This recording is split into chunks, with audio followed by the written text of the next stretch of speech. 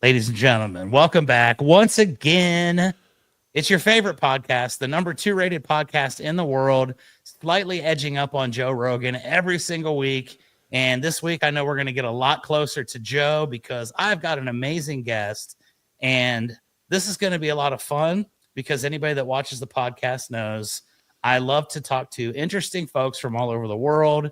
And one of my favorite topics is food. So I think we're going to have a lot to discuss here in the next hour or so. I'd like to take no hesitation and welcome to the show my guest today, Mr. Matthew Gray. Matthew, Chuck, welcome to the show, my man. Thank you very much for inviting me. I appreciate it. Yeah, I was just, we literally just met, about 2 minutes ago. So this is going to be a lot of organic conversation, which is my favorite kind to have. And like I say, you've got a pretty interesting story and an interesting background. So I think we're going to have ourselves a good old time. If only I could live up to your intro, I'll be happy. You're gonna exceed that, I'm sure. So I'm just a simple roofer, and that was the best thing that I could possibly have come up with, and it was on the fly. So I think you're gonna have a lot better stuff to talk about than the intro. But let's just dig right in, ladies and gentlemen. Why don't you tell us a little bit, Matthew, about yourself, and we'll just kind of journey down the path and see where our conversation takes us today. Okay, Chuck, before we get into that, I just want to ask you, you just referred to yourself as a simple roofer. Are there sophisticated roofers? There are a couple, yes. Yes. I know one in particular, so I can say that there's at least one in this crazy population known as the roofing industry. There's at least one guy that's fairly complicated. So how do you guys differ, really? What's the difference between where you're at and where he is at? Well, I do a lot of residential roofing here in San Antonio, Texas, and I've got a friend over in Ohio that does a lot of world-renowned projects. He does high-end copper slate, just amazingly high detailed stuff that someone like myself would probably end up, having a conniption trying to figure out. But there are a lot of different variances in roofing, and I know some people that can really do some amazing things, and my guys can do some amazing stuff, but just not quite on that level, I guess. Are people really into what kind of material their roofs are made of? No, to be honest, I teach sales to roofing contractors all over the country, and my number one thing that I lead with is nobody cares. They don't want you to come to your home. When you show up at their house, it's because there's a leak, there's something going on. We're never really a welcome guest until we get there. And then my job is to make the homeowners fall in love with me. And I've been doing it for 27 years now. I think I'm pretty darn good at that. And I like to sell the feeling and the experience because to me, a roof is a roof. And once it's on, probably won't pay attention again until it leaks the next time. Right. That's what people want. They want to be dry and they don't want it to fly off, right? That's it. And I can offer those two basic things pretty confidently. And like I said, been doing it forever and it's a lot of fun. I love my career. And I love the name of your podcast, Keeping It Rio. Does that have anything to do with Rio de Janeiro? No, actually, it has something to do with my roofing company, Rio Blanco. Okay. So White River. Exactly, which is right down the street here in San Antonio. We purchased this company in 2019 from a gentleman. It had actually been shut down. I'd never even been to San Antonio before in my entire life until 6 years ago last week. And we bought this company. I came down here with zero friends, zero family, zero connections. And somehow I'm still here. So it's been quite the adventure. And that's an entire podcast episode in its own. But yeah, it's been pretty fun. Rio Blanco was something that we purchased, and it just kind of grew on me, kind of like a fungus, I guess. That sounds great. I really like San Antonio myself. Well, I really like Honolulu, so we definitely got some good comparisons there. I've been over to Hawaii one time in my life, and it was probably the best week I ever had. So, oh wow, were you by yourself with your wife, or? Well, I'm not married, but I did have a family get together type thing back in 2007, I guess. Mm-hmm. And it was a cruise. We went to 5 of the islands. We took 5 days getting out, did a stop on 5 islands, and then took 5 days getting back.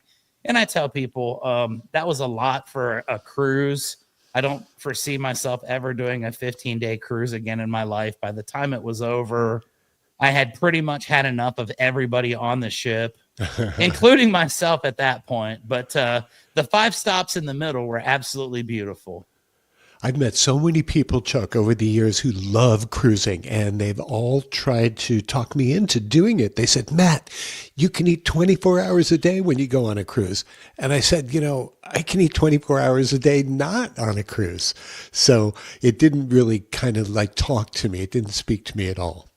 Well, I've gone on multiple cruises, and they've all been fun, but after a day or two, really what is there to see on a boat that you can't see in a day or two? And when I actually went to the Hawaiian cruise, we got stuck in a tsunami in Hilo, Hawaii.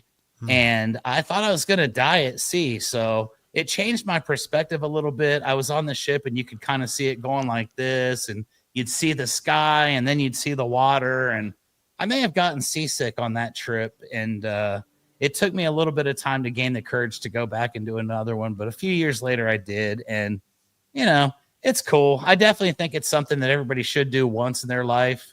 But if you don't, it's a boat with a bunch of food and a bunch of random people, and not all of them know how to behave. So, and a lot of them are drunk, and a lot of them are losing their lunch and having a reversal of fortune. Exactly. I may or may not have taken part in that activity myself once or twice, but I think you just gave it away. Yep. Lots of fun cruising. So next time I go to Hawaii, I think it's going to be a lot easier just to take an airplane. Absolutely. Then you can spend your time inland, taking a look at the culture and the sights and the architecture and the people and all that, and not have to float there on water. Yep. That's key right there. I think that was the whole point of the trip. And like I say, the first 5 and the last 5 I could have done without, but the 5 in the middle were amazing. And I'd recommend it to anybody to go to Hawaii. So let's get down to business, my friend. Okay. Tell us a little bit about yourself. Now we know that you're in Hawaii. I believe you're my first guest ever to come from the Hawaiian Islands, which is awesome. Mm-hmm. And I've been doing a little bit of research, and I know you've got a lot of cool things to discuss here today. So why don't you tell our fans a little bit about it? What about my bio did you enjoy so much, Chuck, that you want to really focus on and pay attention to? Well, I like the fact that you have your own program on YouTube that you're doing.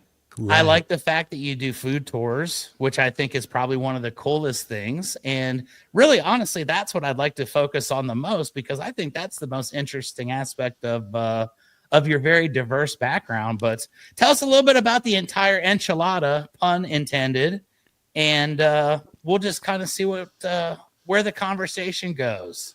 That sounds good. Chuck, the whole enchilada that is me is really all about feeding, educating, and entertaining people. And I've always done that throughout my life. So in one way or another, it's always been about food and people and happy times and travel and entrepreneurial creativity and things like that. So every business I've done, now that I'm old and gray, I can look over my shoulder and I can kind of connect the dots of the things that I've been able to do in my life. And it's been a whirlwind of fun, all the way from leaving high school early to go on the road with the Eagles on their Hotel California tour, all the way to now, where I'm doing the 50 Tastes of Grey podcast. Everything in between has been just a collection of great people and a lot of laughter and a lot of good sharing of food and flavor. Hey, nothing better than that, right? So I wasn't even going to really bring up the early years, but I love what you just said about leaving high school early to go on tour with the Eagles. So let's start back in the time machine a little bit, and we'll work our way forward to modern times. Tell me a little bit about that story. How did that come about for you? And what was your experience like touring with a major band all over the United States and probably all over the world, huh? Right. My neighbors across the street were already old and gray when they asked me if I wanted to join up. They were like 23 or 24, and I was 17. And they said, "Hey, Matt, would you like to go on the road with the Eagles on their Hotel California tour?" I said, "Oh, yeah, that sounds great. When does it leave?" And they said, "Next week." So this was before my graduating year. And I said, I'm going to have to get permission from my parents. And so I asked my folks, I said, "Can I go out on the road on a rock and roll tour with the Eagles?" And they said, Sure, have fun, go have fun. They would have never done that with my sister, who is 4 years older than me. So I left high school early, went on the road in a merchandising capacity, traveled with about a dozen guys, and we went on the tour with the Eagles selling everything that was licensed merchandise. So it could be t-shirts and programs and things along those lines. And then from there, I went out on the road with the Fleetwood Mac and Pink Floyd and the big bands of the day. So I spent, a number of years doing just that all over the country and around the world as well. So that was really cool because all my buddies back home, and I was in LA at that time, living in LA, all my buddies back home at that time got jobs at McDonald's or whatever young kids do. And while Matt was on the road with the rock and roll band, so I was leading a pretty incredible, fun life at that time.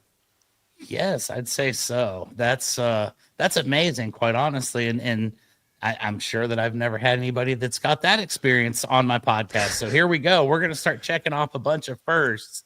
Life on the road as a teenager, as someone that has not even legally become an adult at this point. Right. I'm sure you've got some pretty salacious stories of life on the road, things that you maybe have seen that rock stars are known for. Anything in particular that you'd like to share, a unique story about your experience from that time frame?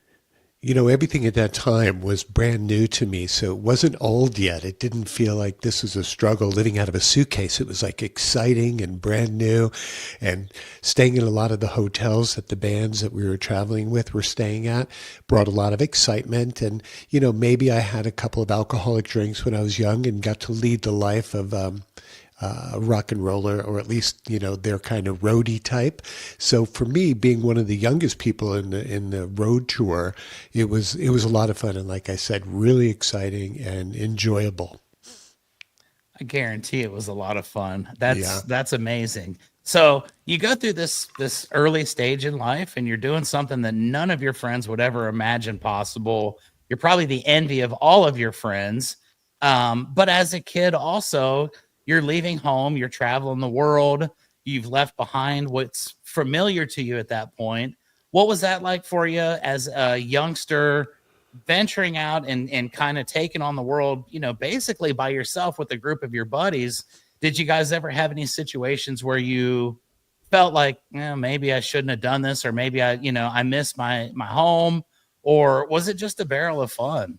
It was a barrel of fun, and there were a lot of situations like having to bail my guys out of jail or almost getting arrested by the FBI because we were doing bootlegging of licensed merchandise also at that time on kind of a parallel road tour, which means that we had a couple of cars and a few vans traveling on the road during the tour, and so we'd be creating T-shirts and licensed merchandise for other bands who were on a parallel tour with us. So although we'd be with the Eagles or Fleetwood Mac or Pink Floyd, we were also selling merchandise that might have been for ZZ Top or, Led Zeppelin or Blue Oyster Cult or the bands of that day. So we had a lot of interesting run-ins with the law, definitely. That's terrific. And I can only imagine it was a different time and probably couldn't live that life in modern times, the way that the world has changed and the way that things are perceived. But what a cool life story. So this is the early years. We're getting started. You're on the road. You're traveling with all these major acts and you're seeing the world. You're traveling with, hundreds of thousands of fans cheering on a nightly basis, living on the road, living the life. Tell me a little bit about how you got into your love of food from a transition from that to what you're, ultimately going to end up doing in modern times. Right. When I was a little kid, like 4 years old, I used to follow my mom around the kitchen while she was cooking. And I got the love for food and flavor and architecture and color and aroma. And so that kind of stayed with me my entire life. So after the rock and roll days, I was 21 years old or something. And I said, what am I going to do with my life? So I went to London. I went to culinary art school. I became a chef and was in London for about 3 years. Then came back to LA in the early 80s and hired an agent to ask my agent to get me work cooking for people in the rock and roll industry, people I had been on the road with, and Hollywood celebrities. So I did that for a number of years, and I was working in restaurants and cooking for Hollywood and rock and rollers at that time. So as I mentioned earlier at the top of the show, when I look behind me, I go, wow, I can really connect the dots. I see where I've been, and it all kind of fits together, you know? Yeah, absolutely. And it's kind of a cool transition from one to the other. Mm-hmm. And you're maintaining that connection with the entertainment industry, with Hollywood. Tell me a little bit about what it was like as a chef for some of the most famous people in the world, some of the bands that you worked with, and what that was like as a 21-year-old man in LA. And you know, that I can't even imagine. So paint the picture for me. Back then, LA was just a wild place, and you could do almost anything that was creative when it came to working with people or doing things with food. And so I was fortunate in that I was able to connect with some good people. I cooked for Dan Aykroyd, Robin Williams, the producer of Flashdance, Top Gun, Beverly Hills Cop. So I would go to their homes at night and usually cook them a dinner, a pre-customized dinner for them. While during the days I was chefing at restaurants and running some other creative culinary endeavors. So it was great. You know, one day or one night, I almost set Robin Williams' house on fire. So that was exciting. I tried to be a big shot. I was showing off. I tried to flambe a filet mignon steak, and I poured the cognac into the pan, and it pretty much exploded. And the flame shot past me and caught the curtains behind me on fire. And it turned into a whole scene, like a 5-alarm fire with, firefighters and trucks and alarms and just crazy stuff going on. And I lost my stuff, if you know what I mean. But he was great. He just took it in stride. He laughed it off. And then after that was all said and done, about 2 hours later, we got back into his kitchen and I completed the meal and the experience.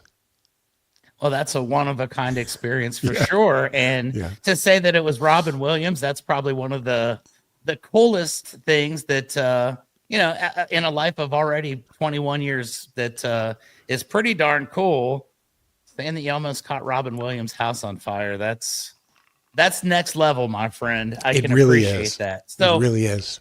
You're working in restaurants as well during the day, like you said, and you also said some other creative culinary ventures. Yeah. What are some other culinary adventures that you were involved in at that time that were of the creative type? I had a side business called Chef Matthew's Fine Foods, and I used to prepare gourmet, sexy finger foods for Trader Joe's. And so we had about 5 items, and they're really, really popular. And we got to put them into the Trader Joe's in the Southland in the Southern California area. And so that was an exciting time too, because I had this food manufacturing company and Trader Joe's was always one of my favorites. And it was great to have these really gourmet, sexy foods in there. Yes, this is awesome. I love the timeline so far. And you're just really kind of leading up to, even bigger and better things that you've gotten into as we've progressed in life. You do the restaurants, you do the in-home chef for Hollywood elites. Obviously, at some point, this comes to an end. What happens now after you've gone through all this stuff? Now it's kind of like, ho hum, yeah, I'm over here cooking for movie stars. I've been on the road with the biggest bands in the world, just having a good old time. Where do you go from there? I was quietly becoming a celebrity in the Southern California area. And so my next venture, and you're going to love this, Chuck, I started a company called Pamper and Dine that combined massage and fine dining in your home. So my partner at that time was my girlfriend, Amy, who was a licensed masseuse.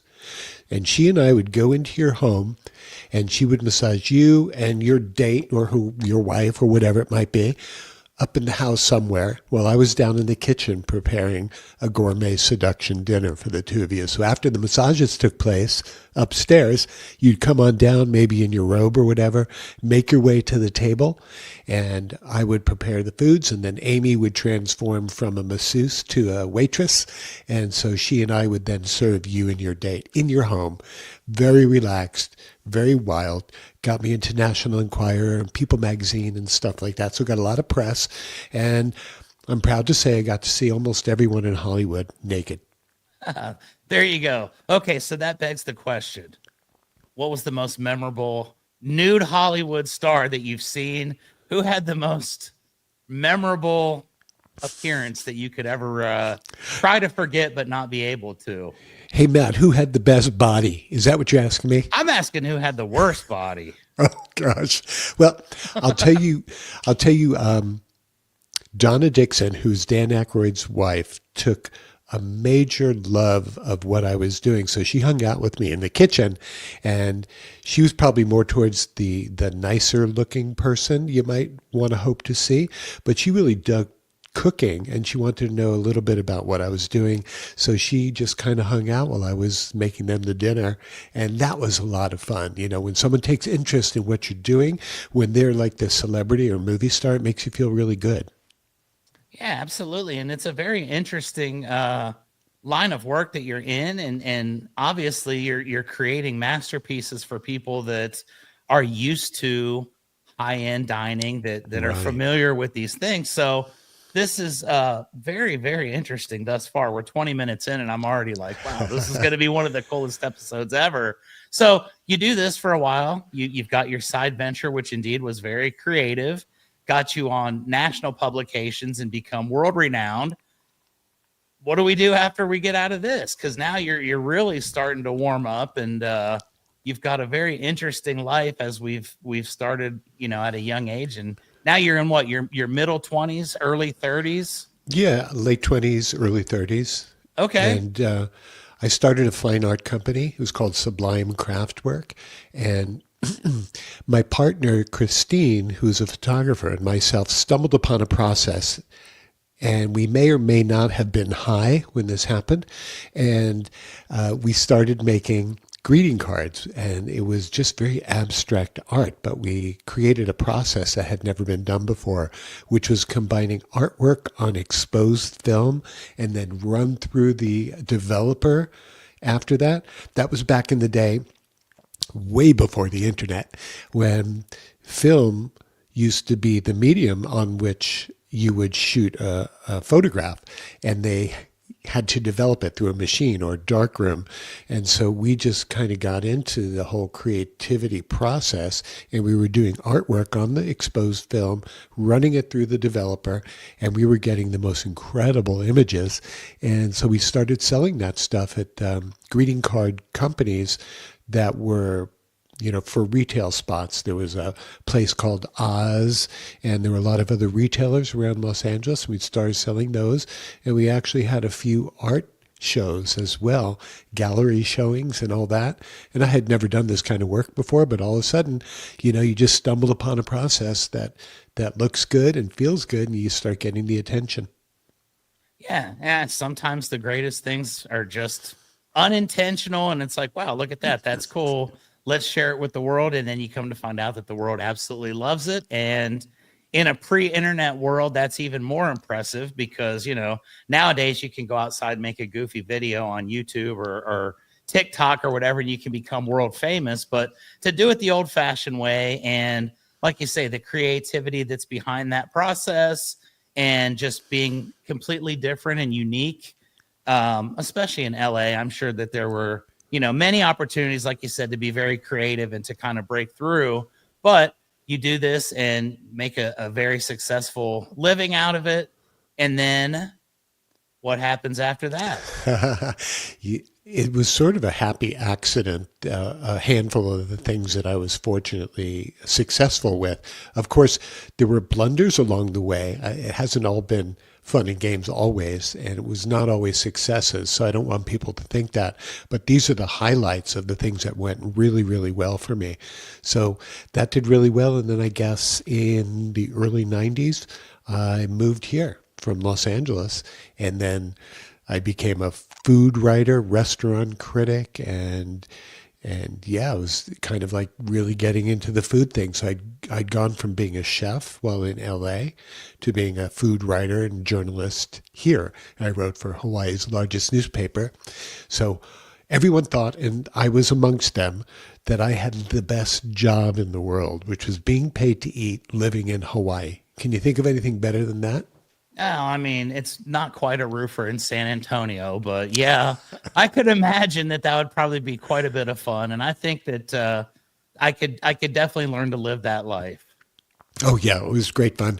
And at first, when I got there and I was writing, I was thinking, I want that big job at the newspaper. And I was writing for the Honolulu Weekly for a while, but I wanted the big job, and that was with Hawaii's largest newspaper. It took me a couple of years to get it, but once I got it, it was magnificent. A lot of fun, getting paid to eat, never having to go into the office unless I had mail there.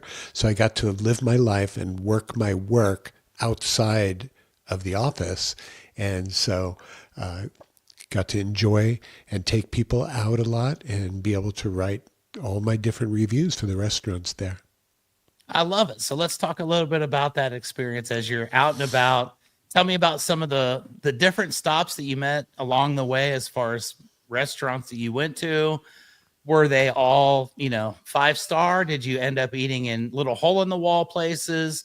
Tell me a little bit about the variety of the subject matter that you had to work with there in Hawaii, because I know Hawaii has some pretty darn good food. People don't realize that being a food writer is not easy. Everybody wishes they could be the restaurant reviewer, but they don't realize that it's not just about eating. It's about crafting a story, getting 1,000 or 2,000 words out of the experience, and being able to evaluate fairly and honestly for my readership, because it was your hard-earned money that I was writing for. And I was there really to protect my readers more so than to stroke the restaurants. So as a real critic, you think about everything from when you arrive, how you're treated, how the valet works, how the host or hostess greets you, how they carry the tableware, the dinnerware to the table, the glasses and this and that. So all of the things that most diners take for granted, I was paying attention to. I had a decibel meter that I bring into restaurants to see how loud it was. And I would evaluate every single thing, not only, was their fried shrimp good, or was the lobster good, or was a certain dish bad, or that kind of thing. So there was really a lot that went into it. And I guess I was considered to be the most harsh critic out there, because if someone wasn't doing a good job, I would let my readership know that. And on the other hand, if people were doing a good job, I'd also tout their successes and kind of ask people to go and give them a try. Well, I love that, because you kind of led me into my next series here, which is, tell me a little bit about, number one, the best experience, the most memorable place that you've been to, whether it was an amazing restaurant or just a small little place. And then I'm going to ask you about what it's like being a critic that has to say something bad about a place, and some of the feedback that you may get from the clientele, from the employees, from the ownership and such. And, sometimes you go into a restaurant and people are throwing the food at you. So tell me first about the best experience you had in Hawaii when you were doing your food critic, and then we'll kind of go in a completely opposite direction. My best food experiences in my life were not here, not in Hawaii, and they were not while I was in a professional capacity. They were when I was in my civilian mode traveling. So we can talk about that if you want down the line. But I guess the most memorable experience here probably was at a restaurant called Alan Wong's, which is a really high-end place, no longer in business, but they had everything down, all the way from, like I said, the valet guys who met you in your car when you got there, all the way up to the servers and the staff, people who knew exactly what the foods were cooked with, spice-wise, flavor-wise, where the foods came from and were sourced, what wines would go with them. Those are the things that a lot of people don't really pay attention to. But for me, it was really important to have servers who were not only friendly, but who were knowledgeable and were trained well. So those are the things that I was looking for, and still do to this day, obviously. Yeah, without a doubt. So that's the best. Alan Wong's, I'm sorry that it's no longer there. When I come to Hawaii, I'm not going to be able to enjoy that experience. Right. But I always, I'm a member of all these different social media groups that discuss local eateries and things like that. And not every one of them is glowing. Sometimes there are some pretty negative and harsh things. And like you said, if you're going to do your job and you're going to be completely neutral, you've got to be able to say this is what's good, but also it's not always a bed of roses. And I'm sure you've probably had some pretty lousy experiences as well. So let's talk a little bit about your worst possible experience as a food critic, and not to bring up any, bad memories or anything, but tell me a little bit about the absolute worst experience you've ever had as a food critic. I've had foods severely undercooked or raw when they shouldn't have been. And I've had foods that I just did not enjoy. So in that sense, I didn't want raw baby lobster, but I had to eat it because it was part of what I was doing that night. It was a Japanese place and they eat a lot of things raw, which is kind of foreign to our palate. Most Americans are not used to the whole raw thing. Maybe nowadays people are eating a lot more sushi than they used to, but the raw baby lobster just wasn't right for me. And the monkfish liver was not quite there for me as well. Now, I have to let you know, and I don't know if people realize this, but back in that day, restaurant reviewers and food writers' identity was not known. People knew my name, but they didn't know my face. So they didn't know I was in their restaurant at the time, unlike today's YouTube restaurant reviewers, where people know who they are. It's a completely different experience, Chuck, than what I was doing, because I was going in just as like a regular guy, asking a lot of questions and absorbing as much information as I could. So back then it was completely different than it is nowadays. Indeed. And that's a great point that you make. We do live in the era of the iPhones, and everybody wants to be famous and everybody wants to be a food critic. And the popular thing to do now is to go in there and kind of make a fool of yourself and make it all about you. But when you're doing it, you're completely anonymous. You're just going in, doing your deal, but you do put the column out. And I'm sure that you do get feedback from folks. Like you go into a restaurant and say, hey, I didn't enjoy this.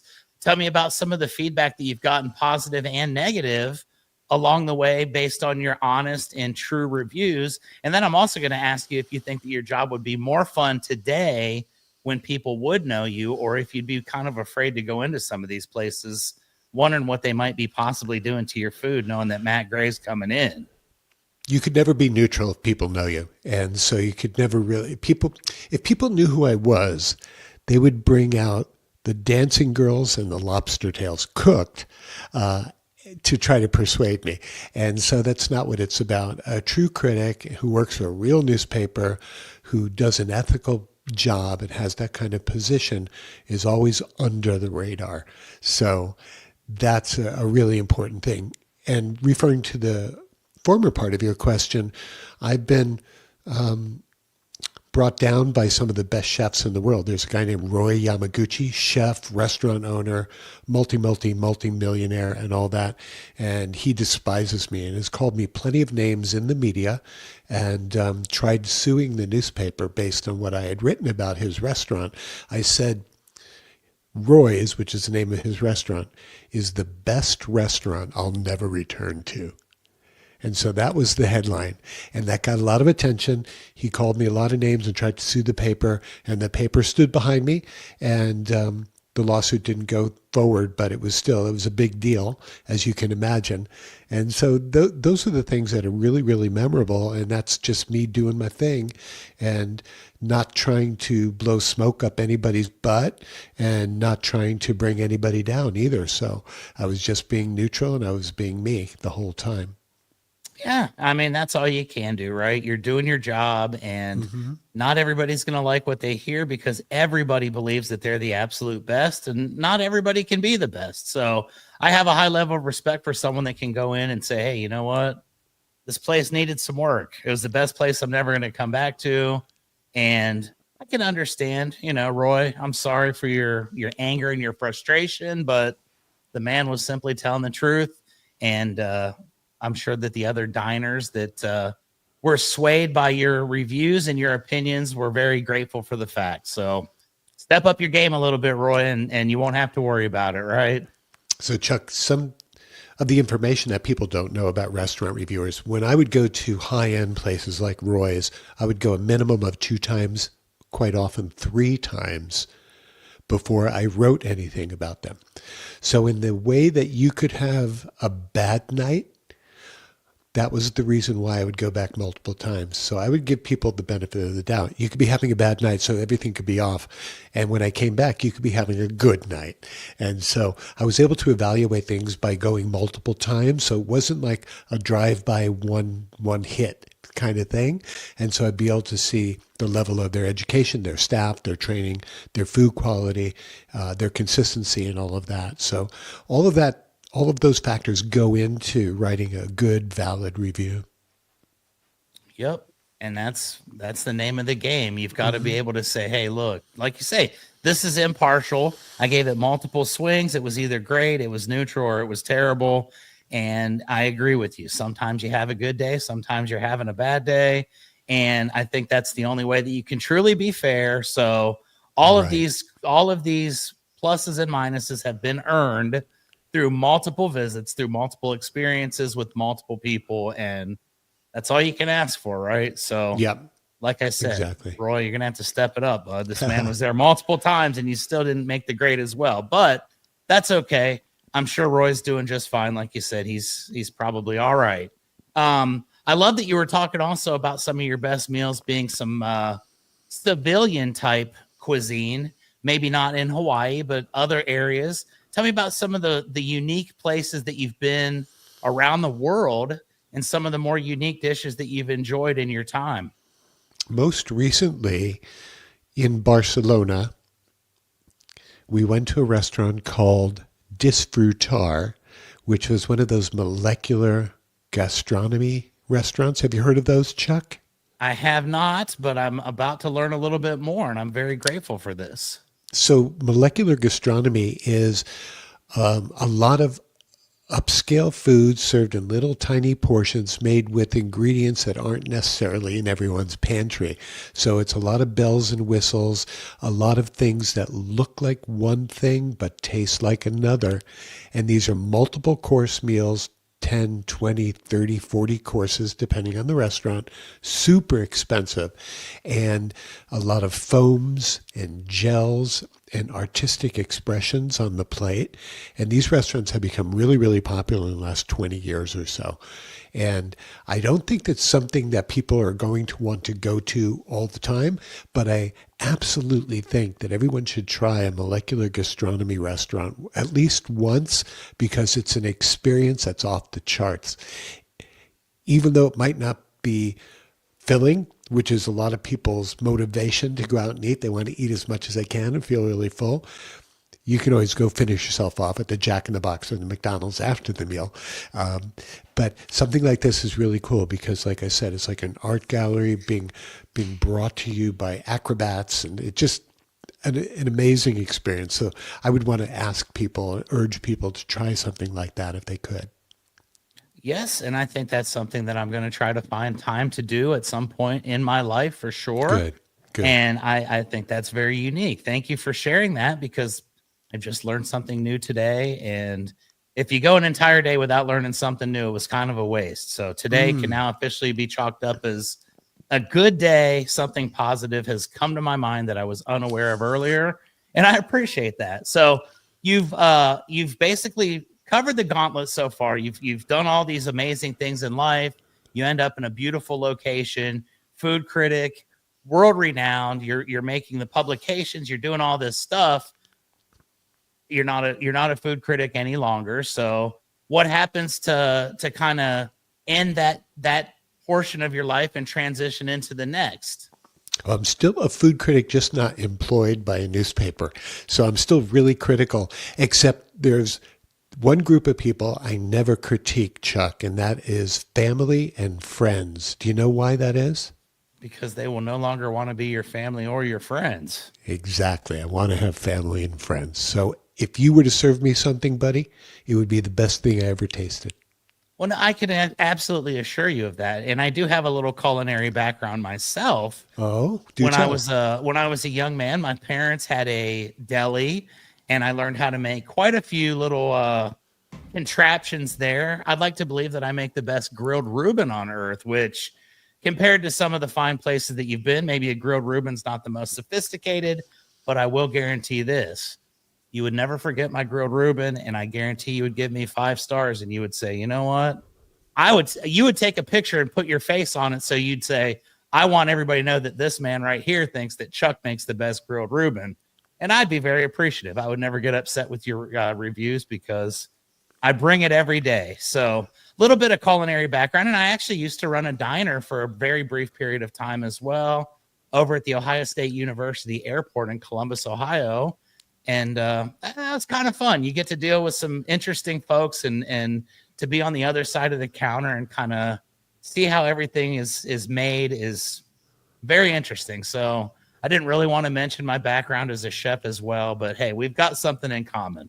Maybe not quite on the same level, but I think as far as diner and chef and delicatessen guy, I'm one of the best in the world. So wow, very impressive. Now I got to ask you, chef to chef, were you spicing your own corned beef before it became this famous grilled Reuben, or were you buying the pre-marinated and corned and pickled before you did that? We were definitely buying the pre-marinated. It was a simple operation, but I think that my spice was just the extra little bit of love that I'd put into it, and maybe a little bit extra Thousand Island dressing. So, and I had a tiny little dash of something that I can't really divulge because then the world would know my secret, and I'd no longer be the world's greatest Reuben chef. So every chef has a little secret ingredient that they never tell any about. And I'm sure you've probably got one or two as well.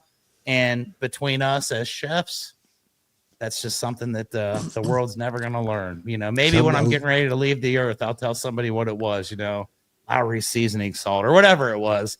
But yeah, it was a lot of fun. I enjoyed my time in the food industry as well. And I like to consider myself a food critic. I always like to say, hey, you know what? That place has the best chicken wings. That place has the best hamburger, and best seafood. That's my 3 top specialties that I like to talk about. And I think my seafood's probably different than your seafood, but hey, it's food, right? That's all that really matters. Unlike yourself and a lot of people out there, I'm happy to divulge all my secrets with you and all the people who are watching right now. Is it because you know that we couldn't duplicate it even if we had everything step by step? There's got to be that extra special care that goes into it, and you just have the feel. My belief is that you can take any 2 people, give them the same ingredients, and ask them to make a dish, and the dishes will be completely different, even with the same ingredients, because technique has so much to do with it, and time, and all of the factors that go into preparing food. Exactly. No 2 dishes are the same, and that's the beauty of it. You never know what you're going to get. So life is great in that aspect. Let's talk a little bit about what you got into afterwards. I know that you had a radio program as well, correct? I've been doing talk radio since the 80s. I did Matthew the Primetime Chef in Los Angeles, where we took phone calls from the listeners. It was a station called K-Rock, which was an underground station, but huge. And we would ask our listeners to call in and give us compelling reasons why I should leave the radio station and go to their location and cook something from them at their house. And so that was pretty spectacular fun. So I'd be in emergency rooms or police precincts or gas station cubicles all over the Southland, preparing people amazing foods and snacks and goodies in the middle of the night after the radio show began at the station. That's pretty awesome in its own. And I like to partake in some of those on-site type experiences. I just posted a memory of my podcast from 3 years ago today, where I was in a video game themed house in Orlando, Florida, a 16-room mansion, and every one of them had a different theme, whether it was, Game Boy, Pac-Man, whatever it could have been, the surgery game where you're the doctor, and you've got to pull the bones out, and if it touches the side, you lose, and it Operation. There you go. I went down a water slide live on my podcast one time. I've actually probably I could stake claim to this. I think this is the only podcast ever in the history of podcasting, most likely in the history of broadcasting in general, where I did a live episode with a friend of mine who was in Minnesota, and it was in the middle of the winter in Minnesota, which is pretty cool. And he actually spent 24 hours on his roof. I never did quite understand exactly why, but I got on there at 3:00 in the morning and we did a nice hour live broadcast at, in the middle of the night. And, those are the most fun experiences. And that's why I do this, what I'm doing now, for the same exact reasons that you were doing it, and just to have fun with it. So that's pretty awesome. You've got the show. I know you've got a show that you're doing currently as well. Tell us a little bit about that. 50 Tastes of Gray is my show now. And although it's food forward, and how can it not be, it's really a long form conversation with fascinating and stimulating people from all over the world in all different realms of life and professions. So one day I might be talking to a roofer. The next day I might be talking to an actor or a comedian or a meditation expert. So people from all walks of life. And what I try to do is not speak about their specialties, but to have them, give them the opportunity to reveal themselves, even though they might not know it, by asking good questions and having them just speak and open up a little bit. So the meditation guy might not be talking about meditation at all. He might be talking about his love of food or travel or sports or music.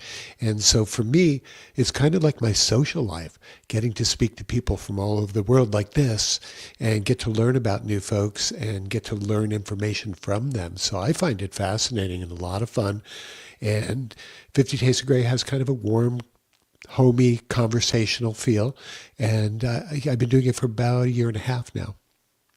Outstanding. And I think that's exactly what Keepin It Rio is. Like I told you before we started, this is episode 211.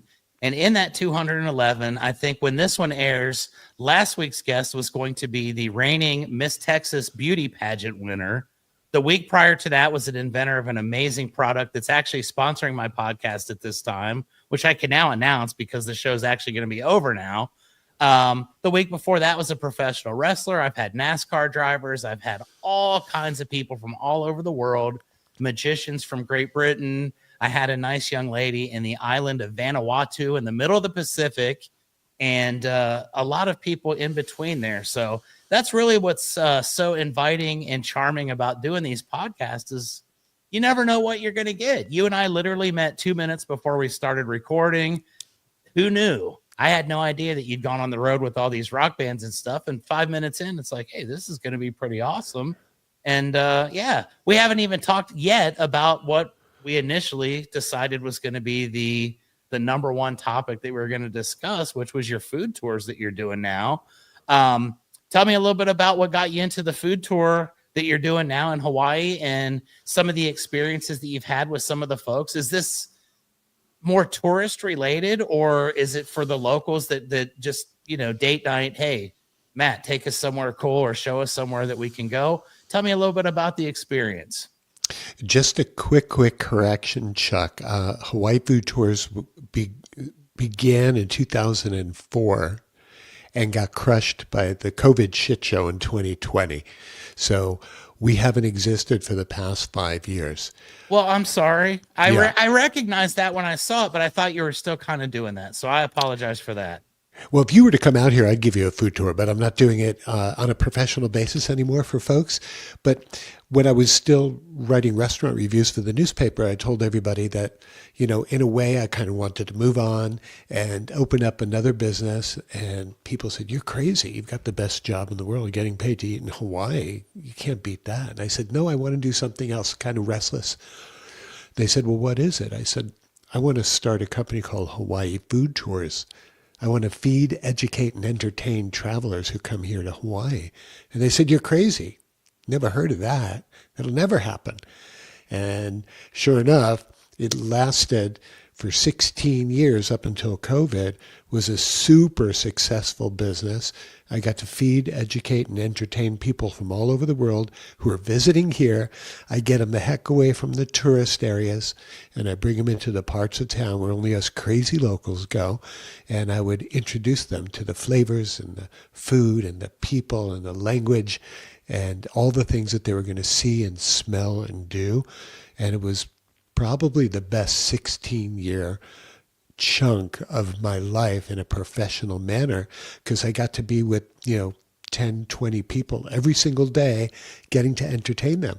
So it was super fun and memorable for my guests. Even all these years later, people who came on the tours might not remember what they ate, and we probably, because we gave them like 30 different foods, but all these years later, they remember how I made them feel, which was really good. So they remember the experience being super positive, even though they might not be able to recite the exact foods that they were eating. So it was a great experience for me.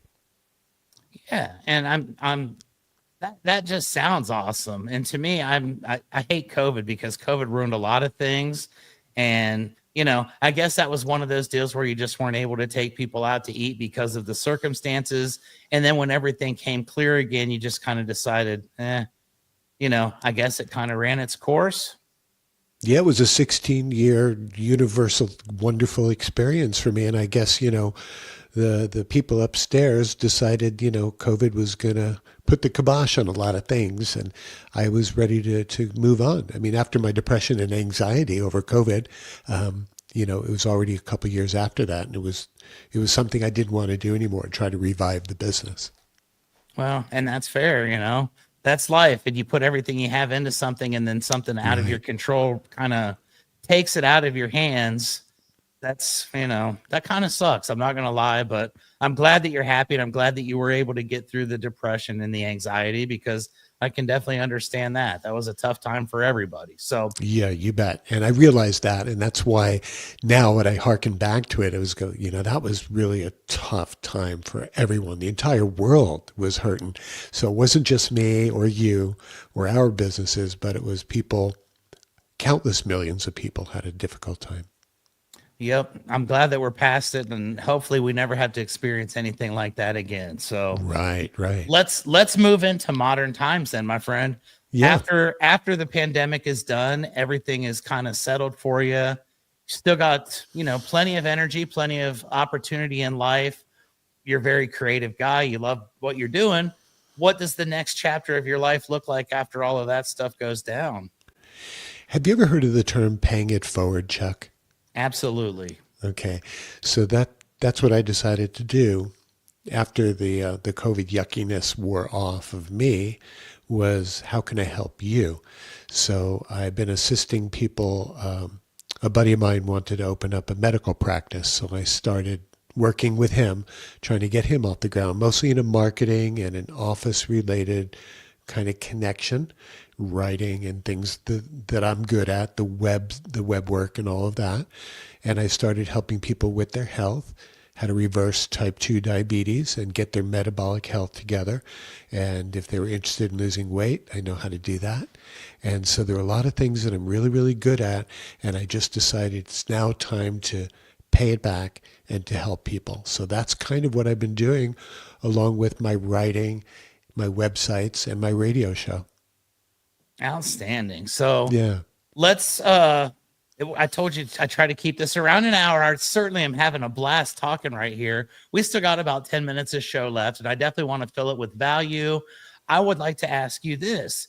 If anybody that's watched this show, which I always joke and say millions of people are going to see this. It might not be for 250 more years, but 1 million people are going to set eyes on this at some point in history.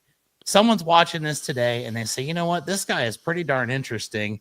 I'd like to learn a little bit more. I'd like to maybe discover some of his other works. What are some ways that people can go about making that happen?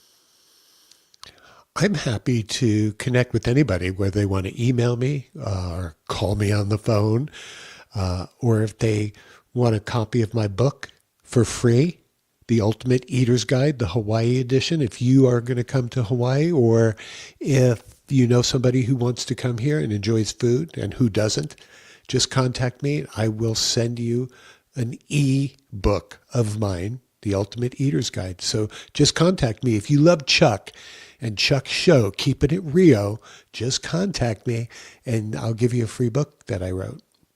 I'm not here to sell anything. There you go. Another author. You're the 24th author I'm going to have on the podcast, which is great. 24 is a very nice number, and I'm amazed that I even had 24 guests, much less 24 authors. And it's been quite the ride. I've enjoyed it tremendously. Let's talk a little bit about the future. I always like to ask this question to kind of start rounding things out. What does your future look like? You've kind of done it all, so to speak. You've had a great life. You've experienced things that 99.9% of the population will never get to experience. What's left for you to accomplish? What other things do you still want to do in life? And what's it look like for you moving forward?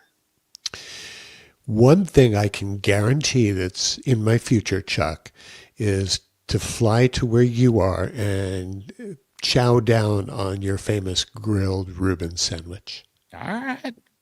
Challenge accepted. This is going to be a world-renowned food critic that's going to be accepting my offering of a grilled Reuben, and I will definitely make that happen. So we'll schedule that for sometime in the near future. And I'll tell you what, I would even be willing to come to Honolulu and make the grilled Reuben there. You don't even have to come to me. I would be, twist my arm a little bit. I'll come to you, and we could definitely have a good time with that. So that's terrific.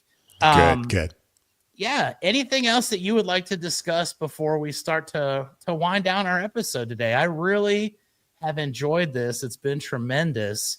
And you're right up at the top of my all-time favorite guests right now because of the stories that you've shared with me over the last hour. It's difficult sometimes to speak about yourself, but I really just want to impress people upon the fact that if I can help you in any way, you should just let me know. So I have a lot of experience that I could lend to you and offer to people. So like I said, I'm not here to sell anything. And if there's any way that I could reach out to any of the Keeping It Rio listeners or viewers, please just reach out to me. And, Chuck will have my contact information, but you know how to find me now. So that's a good place to be in right now, to be able to help out folks and not have to worry about running a company or managing a bunch of people or stressing out about life. It's like, I'm here to offer my help and services. Well, I'll tell you what, perfect segue to this next section of the program. This is one of my favorite things, and I do this every single week. I would like to take one moment to thank my sponsors. I am sponsored by a software company called Roofr. That's ROOFR.com. And you talk about making things easier for life and making things much, paying back and doing what you can. Let me tell you a little story about Roofr real quick, Matt. So this is a software company that was actually designed by professional roofers who are in the field, family organizations that, second generations started to realize that there were some things that we were doing that were maybe not as productive as they could be.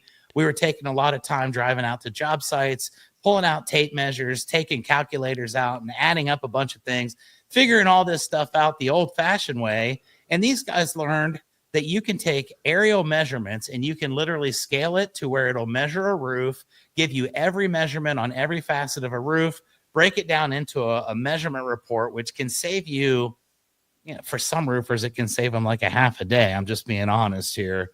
Not everybody in our industry is great with math or reading, but that was kind of an underhanded shot. They have evolved since that early beginning stage of doing that to now having a full operational CRM, which basically takes you from the initial contact with a homeowner. I've got a QR code or a link that you can press, and you can get multiple estimates for your roof in under 2 minutes.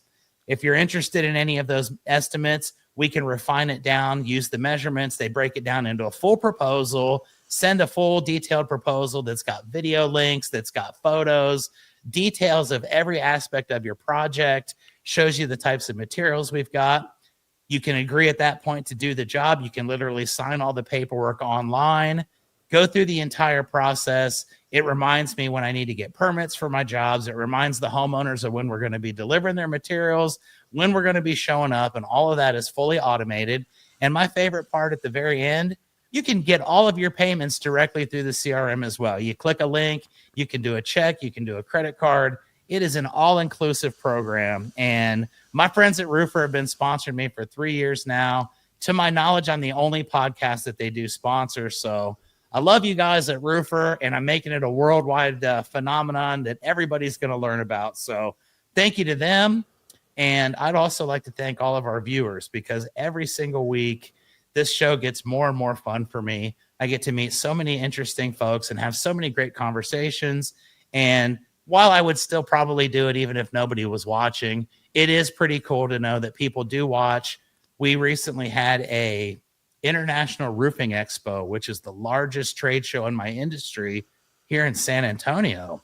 And ironically enough, I was at a very nice restaurant with some reps from a supply company. And I actually had someone come up to our table and say, "Chuck, I love your podcast. Keep doing what you're doing." So I appreciate everybody that watches Keepin It Rio. I always remind you to keep, liking, subscribing, telling your friends, telling your family. And my ultimate goal, Matt, is 2,500 episodes. This is 211, so I've still got a few to go. But as long as this is fun, I'm going to keep doing it. And the cool thing about modern times is I can't get canceled because I pay the subscription fee and I put it out myself. So kind of created my own little fame, and it's something that I'm very grateful for. I'm definitely going to do a subscription to your podcast as well. I was looking at some of the episodes you've got, and I definitely feel like there's plenty for me to learn on that front. So I thank you so much for your time today. It's beautiful. You've got an awesome background too. This has been just absolutely enjoyable for me, and I hope it's been for you as well. Sometimes I don't know if we're going to be able to have a good connection, and I feel like you and I just had a wonderful conversation that just flowed. We kind of learned everything about you, but we also left a little bit of opportunity for a future episode. So that door is always open. And is there anything that you would like to end the podcast with? Any words of wisdom that you'd like to say goodbye and bid adieu to the wonderful Keepin It Rio audience? It's been a lot of fun, Chuck, and I want to thank you so much for having me on. But you just mentioned my background. Would you like to know what you're seeing back there? Because it's not a virtual background. It's actually here in my studio. The painting there, the wine and the cheese, my wife, Lynn, painted, because wine and cheese. Why not, right? You see the license plate, EAT? I do. That is the license plate that I had on my tour van for the Hawaii food tours for all those years. In front of the EAT license plate is, you see the New York Yankees insignia on the gnome. Indeed. That's the Yankees fan who's the gnome, and obviously. And then there's a bottle there that's a copper-wrapped bottle of champagne, which is yum, really, really good. So that's all stuff that really means a lot to me. And right behind me is a painting of like a boulangerie in Paris. So these are things that are near and dear to me, and that's what I put up behind me. I respect it. I've got hats from manufacturers. I've got a signed football shoe, and I've got my boy Brutus the Buckeye back there wearing a Rio Blanco roofing hat. Love it. Actually, I don't know if you can see this or not, but next to my Mexican luchador wrestling mask, I've actually got a artifact that I got when I was in Hawaii. So there you go. Wow. From Texas. Are you a wrestling fan? A little bit. I had a wrestler. I've had 2 wrestlers on my podcast, so it's not something that I watch anymore in modern times. But when I was a kid, yeah, I liked wrestling quite a bit. Same here when I was a kid. Now, going back a million years, back when the earth was cooling, I got to meet a famous wrestler, Freddie Blassie, and Rocky Johnson. So, The Rock's dad was Rocky Johnson. And so I got to meet them, and that was probably when I was 10 years old. But since then, I haven't been watching a lot. Yeah, me neither. But I do remember classy Freddie Blassie, and definitely remember Rocky Johnson from my younger days. Right. And it's one of those things, timeless classics. And I think Rocky Johnson was actually mentioned in a previous podcast. So there you go. Rocky Johnson, rest in peace. You have been mentioned twice now. Completely random on Keepin It Rio. And exactly. I appreciate it, my friend. What I'm going to do now is I'm going to thank everybody for their time, and I cannot wait to see you guys again next Thursday for Keeping It Rio. Matt, if you would stay with me for just a couple seconds at the end here, we're going to play our little roofer ad, and then you and I will have a brief combo to end our podcast experience today. But thank you so much for taking the time. This has been so much fun. Thanks, Matt. It's nice making new friends. Aloha, everyone. There we go. We'll see you guys next Thursday. We're Roofer. We know that managing a roofing business can be chaotic, so we created a single platform with all the tools you need to easily run your roofing business. Stop switching between multiple different softwares and experience streamlined operations from lead to payment in hours instead of days. Visit roofr.com to get started for free today.